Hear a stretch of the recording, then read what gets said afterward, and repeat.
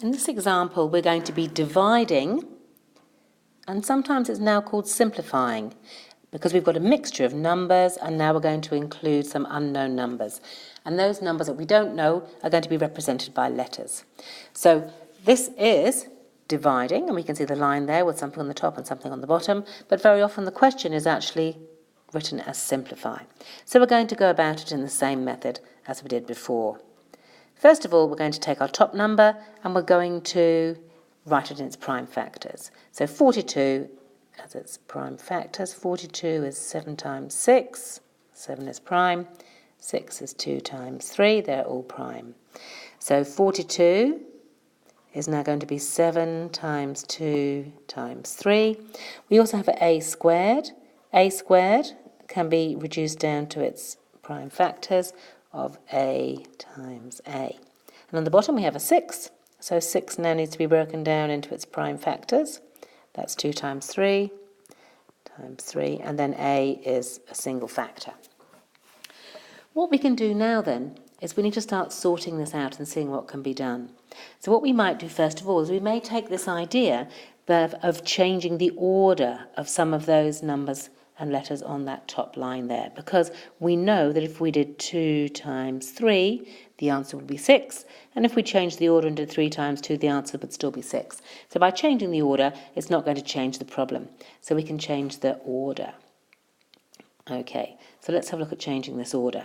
And it might be a good idea to get the 2 lined up with this 2 and the 3 lined up with this 3. So we're going to put the 2 first, and then we're going to do the 3, and then we're going to do the 7 and the A's.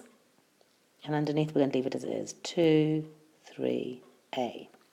The next thing we can do is, because all these things are multiplied together in one great big long multiplication, that can be split up. So we can now split that multiplication, and we can write it as its component parts. So this can be written as 2 over 2 times 3 over 3 times 7. There's really no other number, so we'll just do 7 over, you might say nothing, but actually if there's nothing there it's a 1. We've got an A over another A, and then we've got another A over nothing. It's not over nothing, it's actually over 1. Okay, by splitting it up like that, we can now see that we can actually cancel down some of these parts, because we know that 2 divided by 2 is 1, 3 divided by 3 is 1, 7 can't be simplified, A divided by A is 1. And then we can write our final answer in a more simple form. So 1, we've got 1 times 7 over 1, which is 7, times 1 times A over 1, which is just A, and that can be written 1 times 1 times 7 times 1 is just 7 times A.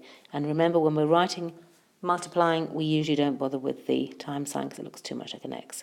So we can see that more simply, and that's the whole point, that's what we're doing when we're dividing. We write it more simply. We had all this great load of numbers over here, and that's been simplified down to a much more straightforward and less complicated expression.